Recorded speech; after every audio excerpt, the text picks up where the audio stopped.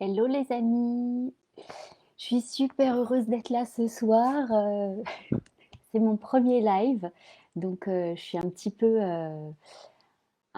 en mode stress. En tout cas, je l'étais tout à l'heure, mais là par contre, ça y est, c'est parti. Donc je voulais vous inviter à ce live avec un thème active ta magie créatrice pour mettre au monde ton projet audacieux. Parce que c'est vrai que la magie créatrice, c'est vraiment quelque chose qui me tient à cœur. Le processus créatif, c'est vraiment quelque chose qui me tient à cœur. Hello Coraline, ah, c'est cool que tu sois là. Et donc déjà pour les personnes qui ne me connaissent pas, je m'appelle Guylaine.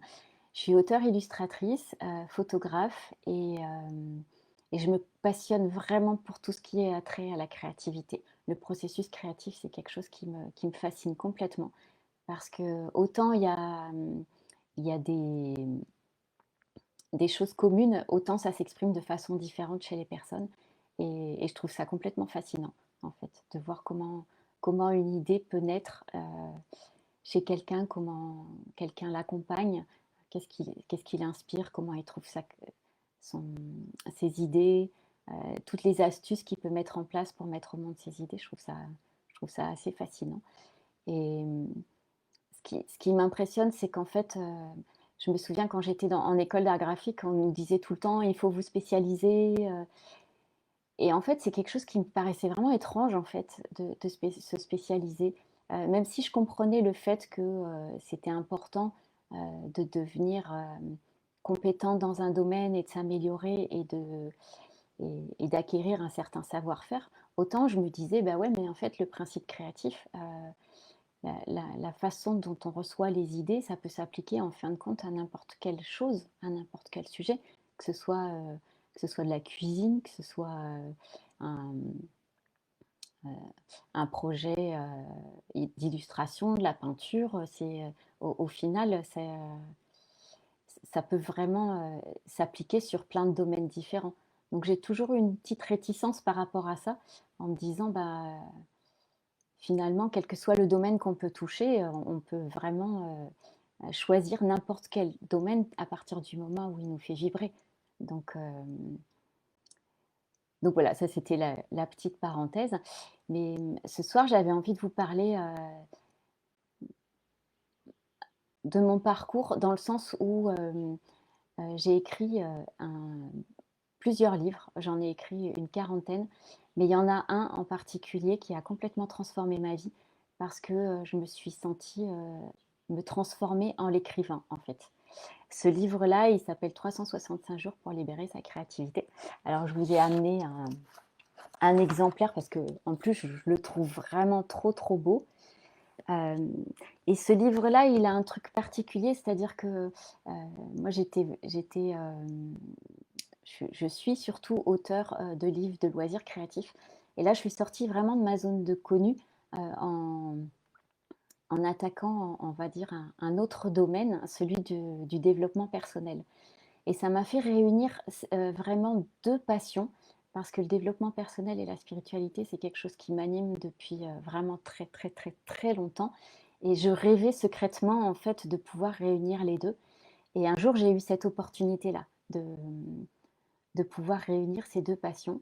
Et en fait, ça a créé un truc tellement fort en moi que finalement, même si dans ma vie, à ce moment-là, il n'y avait pas forcément de place pour un projet en plus parce que j'avais déjà pas mal de boulot, j'ai pas pu faire autrement que de dire bah ouais, je le fais, quoi qu'il arrive. Et puis c'est pas grave si j'ai pas le temps, parce que je trouverai le temps, je m'arrangerai, je ferai tout en fait pour y arriver.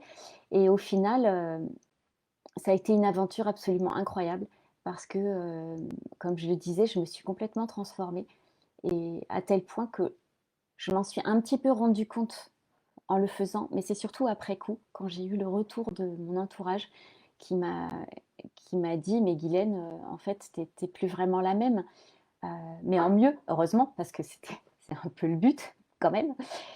Mais, et en fait, naturellement, j'ai mis en place des choses, on va dire d'instinct. C'est-à-dire que, on va dire que j'étais déjà tellement en joie à l'idée de faire ce projet parce que ça m'habitait depuis très longtemps que du coup, bah, j'ai eu moins besoin de dormir. Je me suis réveillée plus tôt le matin, heu et j'avais qu'une envie en fait, c'était de m'y mettre. Donc c'était vraiment incroyable parce que, moi je suis plutôt une dormeuse du matin, mais là, j'étais réveillée vraiment naturellement et et mon objectif c'était d'écrire, et j'avais tellement d'idées à faire passer en fait dans ce livre que c'était pas un sacrifice pour moi de moins dormir.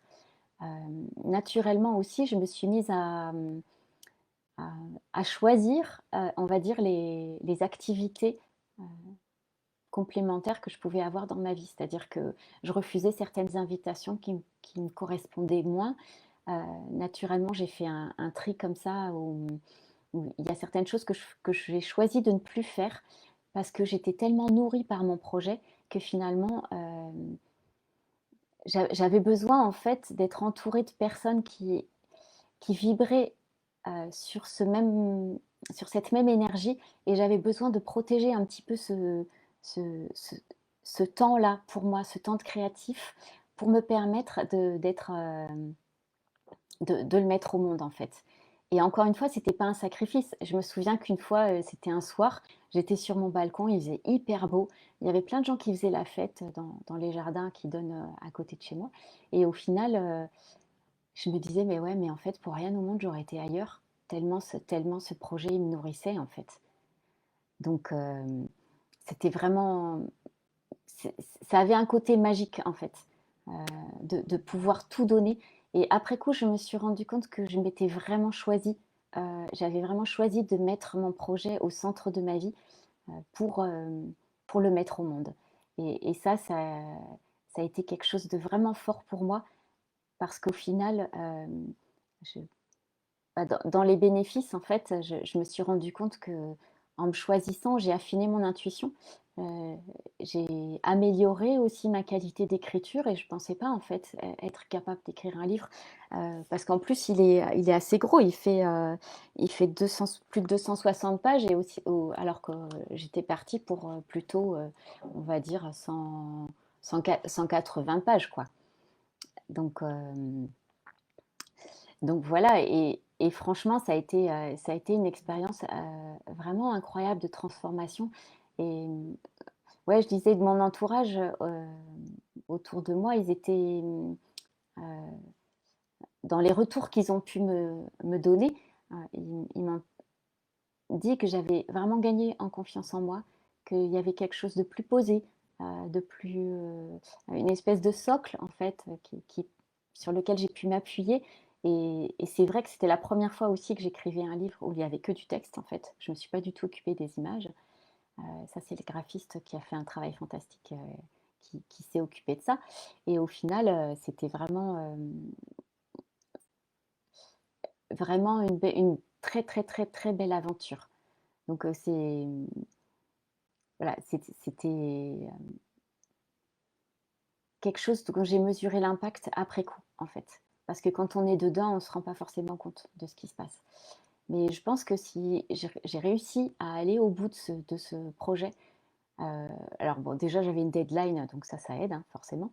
Mais c'est aussi que c'était tellement aligné avec quelque chose qui me tenait tellement à cœur et qui était profond en moi. C'était tellement aligné avec un choix d'âme que qu'au final, tout ce que j'ai pu mettre en place, en fait, ça coulait de source. C'était pas forcément facile pour autant, en fait, parce que j'ai traversé énormément de peurs. J'avais beaucoup de doutes, j'avais des croyances limitantes aussi. Déjà rien que par le fait que je doutais de moi sur ma capacité à écrire. Mais, mais je me suis pas laissé le choix, en fait. Je me suis pas laissé le choix de, c'était inimaginable pour moi de ne pas le faire en fait. Même si c'était dur, même s'il a fallu que je me dépasse de façon absolument, pour moi, surhumaine, hein, si ça se trouve, c'était pas surhumain pour quelqu'un d'autre, hein, mais en tout cas pour moi, c'était vraiment, j'ai vraiment été chercher des ressources très très très très loin en moi. Et et il y a vraiment un avant Guylaine et après Guylaine en fait. C'est une espèce de comment dire? De reset, on va dire, sur une version de moi qui est beaucoup plus alignée maintenant et qui est beaucoup plus sereine et c'est vrai que j'ai mis à peu près 9 mois à faire ce livre et passer tout ce temps-là, à faire un truc qui vous fait kiffer, bah, franchement, c'est vraiment trop, trop, trop génial et hem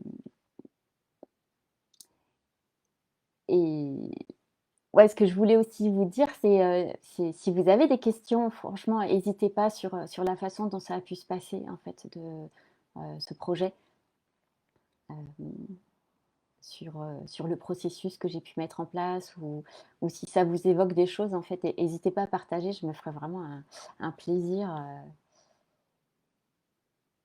Ah, ben j'avais pas vu, ils sont là tous les commentaires. Oh! Merci Anaïs, Anne-Sophie, coucou Delphine, Brigitte, coucou Chanty. Une Bible, ce livre, oh, merci, c'est adorable. Coucou Sarah, coucou Caroline, coucou Sarah. Ah, c'est trop génial de savoir que vous êtes là. C'est hyper chouette.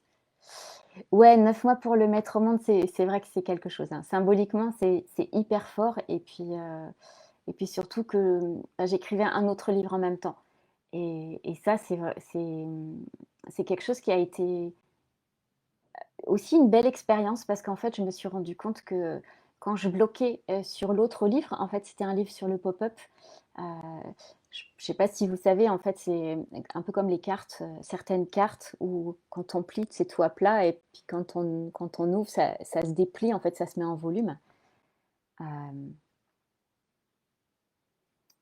et hem et du coup, ça me permettait, en fait, quand je bloquais sur ce projet-là, je me disais: «Ah ouais, comment je pourrais m'en servir, en fait, pour expliquer un blocage à quelqu'un qui serait dans cette situation-là.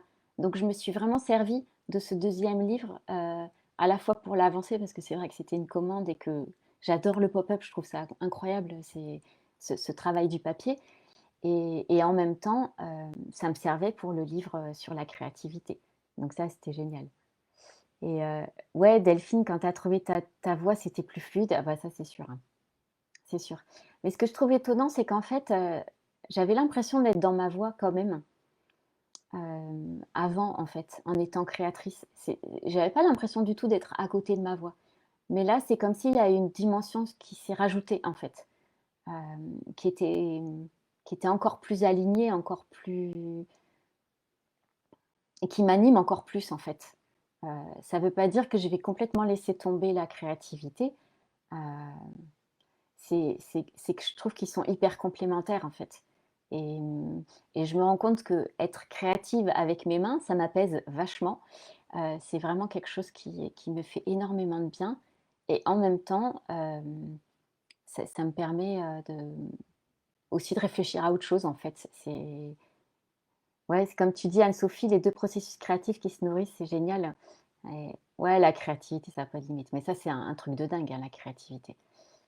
Franchement, c'est un truc de dingue parce que Hem, j'ai l'impression que ça fonctionne à double sens, c'est-à-dire qu'on peut quand on a un blocage créatif, on peut se servir de la créativité pour se débloquer et et ça, je trouve ça assez impressionnant, en fait, parce que finalement, il y a toujours une porte de sortie et je pense à toi, Coraline, avec tes dessins pour dessiner à 2 mains, je trouve ça fantastique aussi pour se débloquer et quelque part, c'est simple, c'est ludique et ça permet d'être dans l'action assez rapidement sans forcément, se prendre la tête pendant 10 ans, quoi. Donc heu, donc ça, c'est génial. C'est génial. Alors, moi, j'ai prévu plein de trucs à vous dire, hein. J'avais fait un beau mind map. Donc, en fait, quand j'ai fait le bilan après coup, par rapport à ce livre, je me suis dit: «Mais en fait, il y a un potentiel derrière que j'ai envie d'exploiter». Je ne sais pas encore trop comment, mais j'ai vraiment envie qu'il y ait une suite, en fait. Parce que j'avoue que j'étais un petit peu, je me suis sentie un peu orpheline quand le livre a été terminé. Je me suis dit: «Oh mince, j'ai tellement adoré cette énergie» que j'ai eu un petit coup de blues en le terminant, en me disant, mais qu'est-ce que je pourrais faire derrière, en fait, qui me permette de continuer à être dans cette énergie. Et j'avais besoin d'un projet concret, en fait. J'avais besoin de quelque chose qui me motive. Et ça a mûri pendant presque 3 ans, en fait. Parce que je me suis dit, bon, ben, euh, ce qui est sûr, c'est que accompagner d'autres personnes sur le thème de la créativité, déjà, je suis super fan, et bien évidemment. Et ah ouais, Delphine, tu bricoles beaucoup et tu dessines, bah ouais, mais c'est génial. Franchement, c'est génial. Ça libère tellement le mental et ça fait vraiment. Je- je- il y a une chose dont je suis vraiment, vraiment convaincue, c'est qu'on est tous des êtres créatifs à la base. Et, et qu'en fait, la meilleure preuve que j'ai pu trouver, ce sont les enfants, en fait. Je trouve que enfin, quand on met des crayons de couleur dans les mains d'un enfant de 3 ans, 5 ans, il va pas se poser de questions, il va juste dessiner. Et il s'en fout complètement, que ce soit beau ou pas beau, il s'amuse, il est complètement dans le truc. Et ça, c'est fantastique parce que c'est là où on est le plus créatif. C'est là où on est le plus dans le plaisir et on commence à jouer. Et en jouant, ça devient magique en fait parce que d'un coup, on n'est pas, on n'est plus dans la projection en se disant ah il faut que ce soit comme ci, il faut que ce soit comme ça, il faut que ce soit beau, il faut que ce soit. C'est juste, on est juste dans une qualité d'énergie, une qualité vibratoire qui est tellement riche que ça nourrit l'âme en fait. On est vraiment en mode bah, je me sens bien avec moi et finalement tout le succès, enfin le succès entre guillemets, le résultat derrière, c'est la cerise sur le gâteau en fait. Et pour moi, c'est ce qui s'est passé avec ce livre, c'est que la cerise sur le gâteau, c'est que déjà, il a fait 100 pages de plus que prévu, que le graphiste, il a fait un boulot incroyable parce que il est absolument magnifique. Je vais vous montrer quelques pages parce que moi, je suis vraiment trop fan, quoi. C'est euh, c'est vraiment un livre qu'on peut s'approprier. Il y a, ouais, dans mes pages préférées, je vais vous montrer mes pages préférées quand même. Il y a vraiment il a fait toute une recherche, d'iconographie. Il a vraiment, moi, je trouve ça super beau, quoi. Je suis fan. Donc, euh, donc voilà, et donc la cerise sur le gâteau, c'est que ben il plaît ce livre, et donc je suis hyper fière. Et l'autre cerise sur le gâteau, c'est qu'il est sorti aux États-Unis, et ça, franchement, j'en revenais pas en fait, qu'il sorte aux États-Unis. Donc, euh, donc voilà. Sarah, tu dis ça doit pas être facile de gérer deux projets en même temps. C'est vrai que c'est pas facile, mais en même temps, c'était pas deux projets qui avaient rien à voir en fait. Euh, Tu dis, moi j'ai du coup laissé un peu l'écriture de mon livre de côté pour lancer projet entrepreneurial. Là, je pense que je vais reprendre. Ah ouais, bah ouais, ouais, ouais. Je comprends parce qu'un projet entrepreneurial, ça te demande vraiment des ressources très profondes et ça te demande d'aller chercher loin, vraiment loin dans ta créativité, dans le dépassement de soi, dans abattre des croyances limitantes, euh, dans le dépassement des doutes, des peurs. Ouais, franchement, mais c'est hyper courageux, hein. Je pense aussi que la créativité, elle a des cycles, en fait. Euh, on ne peut pas être H24 en mode ultra créatif. Euh, je prends toujours la comparaison des saisons parce qu'en fait, on est vraiment. C'est pas pour rien qu'il y a un printemps, un été, un automne, un hiver. Et en fait, l'hiver, on a besoin de ce temps-là pour que les graines germent, pour qu'il y ait des temps de repos, pour qu'on puisse aussi se ressourcer. Et, euh, et franchement, mener un gros projet, je pense, enfin, enchaîner des gros, gros projets, c'est compliqué. Euh, voilà, après ce livre-là, j'ai vraiment eu besoin de me reposer, c'est clair. Euh, j'ai eu besoin de recharger les batteries, j'ai eu besoin aussi de faire un gros bilan euh, parce que, parce que j'avais donné énormément pour ce livre. Donc voilà, et c'est vrai que tout faire en même temps, ça peut être compliqué. Maintenant, par rapport à ces 2 projets, ils se ressemblaient pas mal et ils étaient vraiment en mode, créativité tous les 2, donc ils se nourrissaient l'un l'autre. Mais j'aurais eu un projet qui avait rien à voir, qui me tirait trop vers l'extérieur, ça je pense que ça aurait été plus compliqué, vraiment plus compliqué. Et Sarah, tu dis notre Julia Cameron française. Ça me fait rire quand tu dis ça. Je me sens pas trop comme ça, mais bon, c'est hyper, ça me fait super plaisir, bien évidemment. Donc, du coup, quand j'ai fait mon bilan, en fait, j'ai vraiment eu l'impression de m'être mise au monde avec ce livre-là, en fait. Et je me suis dit, ça a quand même quelque chose de magique, de se dire que grâce à sa créativité, on peut accoucher de soi et d'une version de soi qui est encore plus alignée, qui est encore plus à l'écoute de qui on est, qui est encore plus vrai, qui est encore plus authentique. Euh, et du coup, ça m'a donné vraiment très, très, très, très envie de d'accompagner en fait des gens sur leur propre projet créatif. Parce que je me suis dit, en fait, qu'est-ce qui fait qu'on peut avoir un grand projet, genre écrire un livre, composer un album, faire une expo, un grand projet qui nous fasse vibrer, et en fait, pendant 5 ans, 10 ans, il reste dans le tiroir. Euh, c'est quand même vraiment, vraiment dommage que, que ça reste dans un coin parce que quand je vois la transformation que j'ai pu vivre et quand je vois la satisfaction que c'est de pouvoir avoir, de l'avoir réalisé, cet objet qui est vraiment concret, j'ai hyper envie qu'en fait, il y ait plein de gens qui puissent vivre cette expérience-là. Donc je me suis dit, bah, un truc qui me ferait vraiment, vraiment énormément plaisir, ce serait d'accompagner des personnes qui aient ce genre de projet, en fait. Et, et qui puissent s'autoriser en fait pendant un temps à le mettre au monde de façon en fait à connecter vraiment avec leur pouvoir créateur. Donc du coup, j'ai commencé à réfléchir sur sur une aventure créative, parce qu'en fait, c'est ce que j'ai envie de proposer, une aventure créative de 3 mois qui permette un cadre, en fait, un cocon euh, pour pouvoir être dans un cadre protecteur, un cadre sécurisant, avec une petite équipe, parce que je voudrais proposer ça à 6 personnes maximum, et pour pouvoir mettre au monde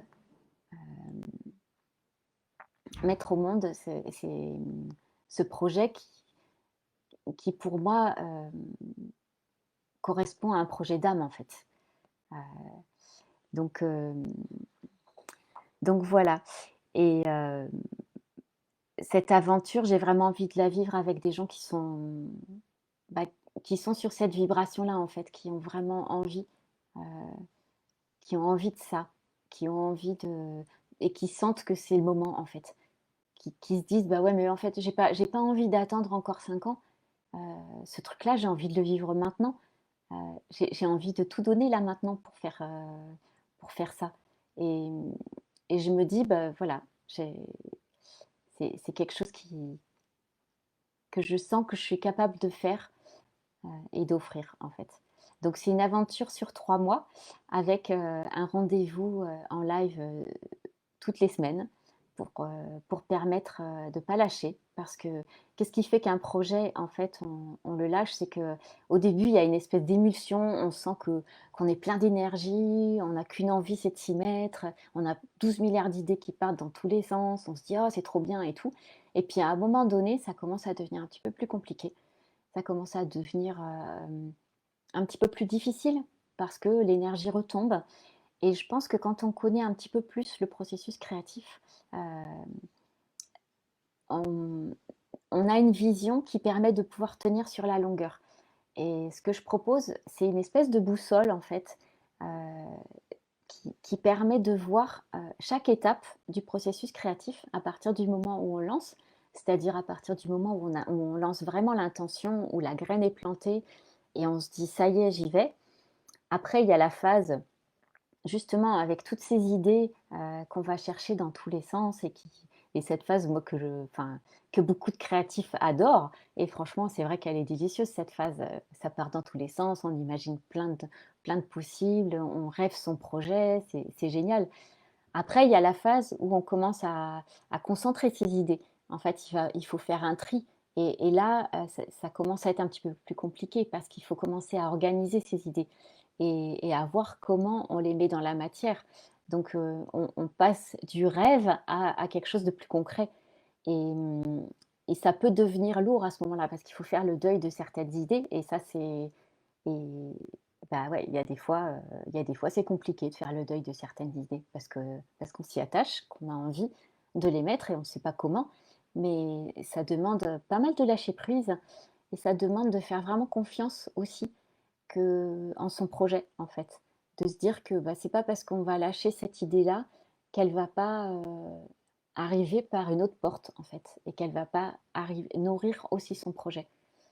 Euh, donc après cette phase où on commence à concentrer, à faire le tri, il y a vraiment la phase d'organisation du projet où là, on commence à être encore plus dans du concret.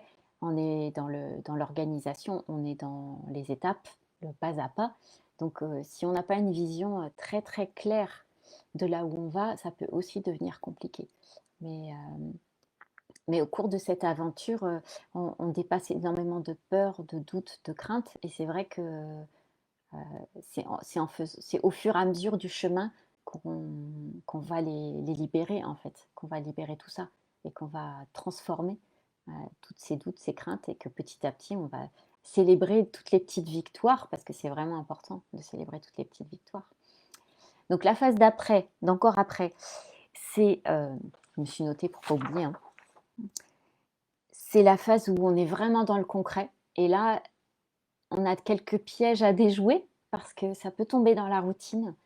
Et c'est pas évident de garder la notion de plaisir, de fun sur la longueur, en fait. Mais c'est là où c'est vraiment important d'être à l'écoute de soi, en profondeur, et à l'écoute de ces rythmes écologiques, ces rythmes de sommeil, ces rythmes pour se nourrir de toutes les façons qui soient, en fait. Et nourrir aussi sa créativité, nourrir son projet au fur et à mesure, pour pas s'épuiser en fait, pour, euh, pour qu'on puisse vraiment aller accompagner jusqu'au bout le projet. Donc la phase d'après, qui est un peu parallèle, mais qui est quand même après, c'est de prendre des temps de recul et de prendre des temps de réflexion, de se faire des petits bilans en fait intermédiaires pour regarder déjà si on est toujours dans l'axe de départ ou s'il faut réajuster, parce que parfois ça change un peu en cours de route, et ça c'est pas très grave, hein, parce que souvent euh, on a une idée de départ de ce que ça doit être, et au final quand c'est réalisé, bah, ça correspond pas forcément à l'idée de départ, mais en même temps c'est exactement ce qui doit se passer. Donc, donc c'est pas gênant et il faut pas paniquer en fait avec ça. D'où l'importance d'avoir des phases comme ça où on se fait des petits bilans intermédiaires et où on se dit, ben, ok, là je me fais une petite pause et puis je réajuste s'il y a besoin. Est-ce que je suis en baisse d'énergie? Est-ce qu'il faut que je remonte? Comment je peux me faire du bien? Enfin, tous ces petits trucs-là, quoi. Après, on arrive sur les phases de bilan et de célébration. Donc ça, c'est chouette parce que c'est aussi l'importance de bien terminer et de bien clôturer un projet et d'honorer la personne qu'on a été tout au long de ce projet parce que c'est aussi important de savoir célébrer et d'être dans le plaisir et de se rendre compte que ouais, on a fait des efforts, on a donné énormément pour ce projet et que c'est chouette en fait, et que c'est chouette. Donc, ce qui est super aussi, c'est d'avoir une équipe qui vous soutienne et qui célèbre en fait. Et quand on est plusieurs créatifs ensemble, franchement, c'est trop génial parce que on se soutient tous mutuellement et ça, c'est hyper, hyper motivant. Moi, c'est quelque chose que j'ai mis en place justement pendant ce livre-là. Je suis allée chercher à la fois de la nourriture pour ma créativité en prenant une formation parce que je sentais que j'avais besoin d'alimenter mon projet et d'avoir une équipe de soutien. Et c'est vrai qu'on était en échange WhatsApp très très souvent et ça m'a permis vraiment de, de tenir à la fois de moi comment dire, d'être supporter des autres et à la fois de recevoir un soutien qui franchement m'a donné des ailes.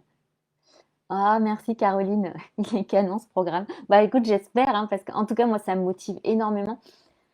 Ça me motive d'autant plus que je sais que il y a tellement de gens qui ont des projets de dingue et en fait, je suis hyper curieuse de voir le type de projet que ça pourrait être en fait. Parce que j'adore accompagner d'autres créatifs et voir justement comment leur processus créatif se met en place. Et, et puis en plus, ça donne plein d'idées en fait. Vous savez comment le cerveau fonctionne. En fait, on a une idée, comme le cerveau est en arborescence, il y a une idée qui donne naissance à 10 idées. Et quand on met deux cerveaux créatifs ensemble, bah, c'est complètement exponentiel. Et là, en plus, en prenant 6 personnes, bah, ça va donner encore des trucs encore plus dingues. Et ça, je trouve ça génial, quoi. Donc, voilà. Et puis alors la dernière étape, on va dire, c'est le repos, les vacances. Et ça correspond un petit peu à l'hiver dont je parlais tout à l'heure. C'est vraiment accepter qu'il y ait des moments, des temps de vacances, des temps de repos vraiment créatifs. Et c'est pas parce que on a l'impression de ne pas être créatif qu'il se passe rien, parce qu'en fait, en sous-jacent, à l'intérieur, il se passe plein, plein de trucs.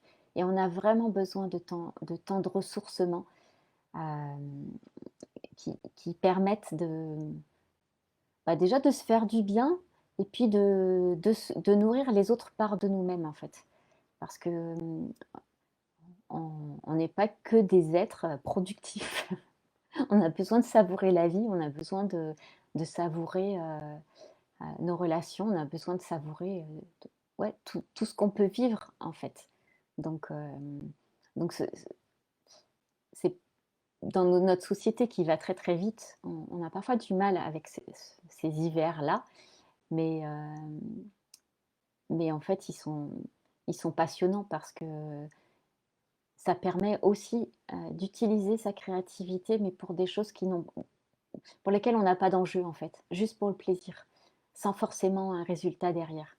Et je pense qu'on a besoin de ça en fait. On a besoin d'utiliser sa créativité, pas que pour des résultats, parce que ça donne tellement de saveur à la vie que c'est génial.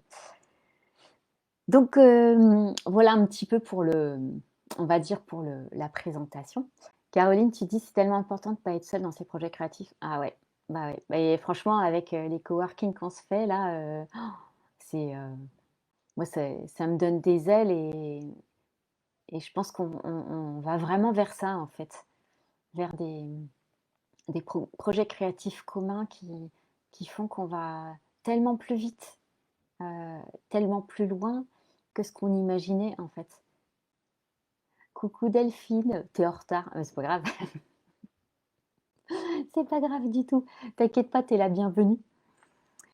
Donc, du coup, voilà l'aventure que je vous propose. Et c'est vrai qu'ensemble, ben, on dépasse aussi tellement plus vite ces peurs, ces doutes, ces croyances limitantes, ces découragements.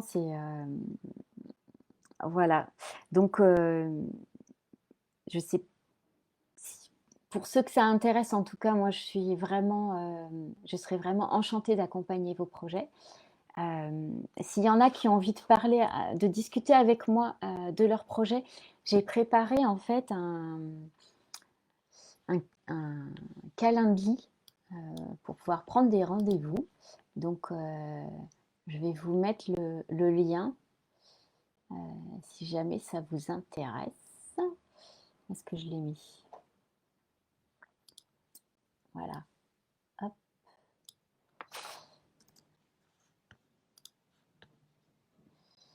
Tac. Sinon, sur mon site internet, j'ai mis aussi, j'ai créé une page qui donne plein de détails sur l'accompagnement. Je vais y arriver.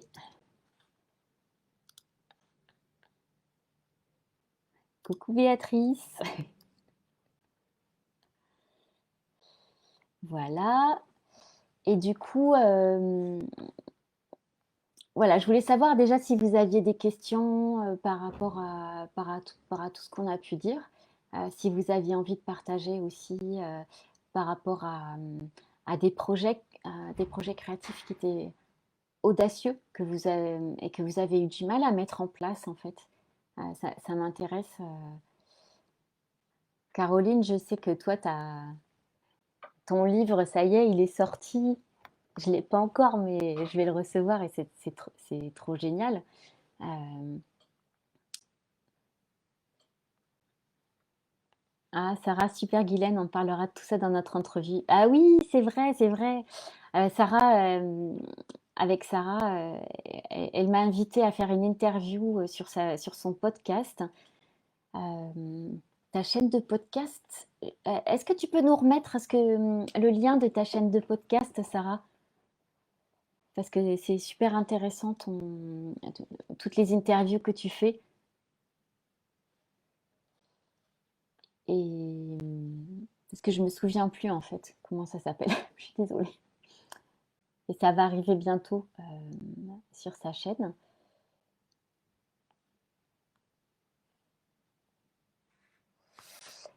Donc voilà. Et puis, ouais, sinon, côté petit détail aussi, bah voilà, ce, comment dire, cette aventure créative, ça va durer 12 semaines. Ah, ça y est, Caroline. Oui, et mon livre a mis aussi 9 mois entre le premier texte et sa publication. Un très beau symbole, comme pour ton livre, à toi, qui est là à côté de moi pendant que je t'écoute. Eh ouais, bah ouais. Je trouve que effectivement, 9 mois, c'est tellement symbolique. Euh, je pense que c'est là où on se rend compte à quel point ce sont des projets qui sont alignés et à quel point ils nous portent, ils nous transforment et on a besoin d'un temps de maturation. Ce que j'ai observé, c'est que par rapport au livre de la créativité, moi j'étais en mode assez culpabilisée parce que j'étais assez en retard. Et j'avais vraiment l'impression de mettre en retard mon éditrice en me disant oh là là, ça va pas le faire. Bon, on a réussi à trouver une organisation, j'ai pu lui rendre les textes au fur et à mesure. Et comme le graphiste avait un gros travail à faire, ça lui a permis aussi de faire ce travail-là. Euh, mais je me suis rendu compte qu'à un moment donné, on ne peut pas aller plus vite que la musique. C'est pas possible. On peut juste pas forcer les choses. Il y a un équilibre à trouver entre être stimulé, être dans une bonne énergie dynamique, être vigilant à la qualité de son énergie, mais à un moment donné, on ne peut pas aller plus vite. Parce qu'il y a justement besoin de maturation, parce que notre corps, il a besoin d'intégrer, notre tête, elle a besoin d'intégrer certaines choses, et que si on force trop, les... c'est comme un fruit pas mûr en fait. Et la saveur, elle va pas y être. Et je pense que ce qui est vraiment à privilégier, c'est toute la qualité d'énergie qui fait qu'on va accompagner notre projet. Alors Sarah, tu nous dis oui, le podcast s'appelle Sortie de cadre. Ah super, merci, merci tout plein pour le lien. Euh, c'est génial. Merci, merci. Ouais, donc du coup, juste pour revenir sur cette aventure que je vous propose, Active ta magie créative pour mettre au monde ton projet audacieux. Donc ça va durer 12 semaines avec ce sera que du Zoom en fait, en live pour vraiment travailler les ateliers et travailler aussi toutes les peurs, les croyances limitantes, les doutes au fur et à mesure où elles se présentent pour vraiment pas laisser en plan la personne parce que je pense que si on reste sur un blocage, c'est là où on va se décourager en fait. Tandis que si toutes les semaines on a un rendez-vous et ben là, on va pas se laisser le choix que de passer au travers. Alors, on aura un groupe Facebook pour échanger, ça c'est clair, un groupe WhatsApp pour que vraiment personne ne reste bloqué dans son énergie. Il y aura un entretien individuel parce que, si vous avez vraiment envie de partager, enfin, je pense que c'est même pas si vous avez envie, c'est que c'est important, de partager le contenu, heu, de du projet que vous avez, pour être bien aligné, si vous fait vibrer, c'est, c'est important, en fait. C'est vraiment important parce que plus ça va vous faire vibrer, plus vous allez avoir envie d'aller au bout. Parce que si vous êtes tiède au départ, ben, franchement, ça va être compliqué de maintenir l'énergie sur la longueur, hein. Donc, il y aura ça, il y aura un atelier surprise, pour, travailler le lâcher prise, donc, je n'en dis pas plus. Il y aura, une visualisation guidée pour aller, se connecter à sa source créative, et là, vous pourrez la voir, en replay, autant de fois que vous voulez. Tu proposes un rendez-vous avec l'artiste, en fait? Ah ouais, c'est vrai, je propose un rendez-vous avec l'artiste, c'est vrai, Anne-Sophie. Caroline, j'adore tellement t'entendre parler du processus créatif. Oh merci, mais j'adore tellement en parler. Anne-Sophie Canon, le titre de cette aventure. Ouais, bah écoute, moi ça m'a bien parlé en fait. Je me suis dit si j'avais eu cette offre-là, ça m'aurait vraiment fait vibrer en fait. J'aurais adoré. Il y a pas mal de projets que j'ai laissé avorter et parce que bah, c'était certainement pas le moment ou pas de cette façon-là. Mais si j'avais eu un encadrement comme ça, je pense que j'y serais allée parce que ouais, ça met un truc en joie en fait, pour moi. Puis de savoir qu'on n'est pas tout seul, je trouve ça encore mieux. Donc voilà. Et pour le voilà, la dernière surprise en fait, il y aura un coffret surprise avec des trucs dedans et pareil, je ne dis pas ce que c'est parce que c'est la surprise, mais vous recevrez ça en fait. Voilà, voilà. Et bah, je crois qu'on a fait le tour donc, comme je disais, il y a 6 places et en tout cas, bah, voilà, si vous sentez que ça vous fait vibrer, que vous avez envie, de tenter cette aventure, moi, je suis vraiment dispo pour en discuter. Puis, ouais, trop chouette cette aventure. En fait, moi, j'ai hâte de rencontrer les personnes qui seront attirées par cette aventure parce que je me dis que je vais trop kiffer leur projet et que ça va être génial. Donc, voilà. Et ben je pense qu'on arrive à la fin là. J'ai fait vraiment le tour de tout ce que j'avais envie de vous dire. Si ça se trouve, j'ai oublié des trucs, mais c'est pas grave. Si jamais vous avez des questions, franchement, n'hésitez pas à me les poser dans les commentaires parce que je vais relire les commentaires et s'il y a besoin, je répondrai en refaisant des petits lives.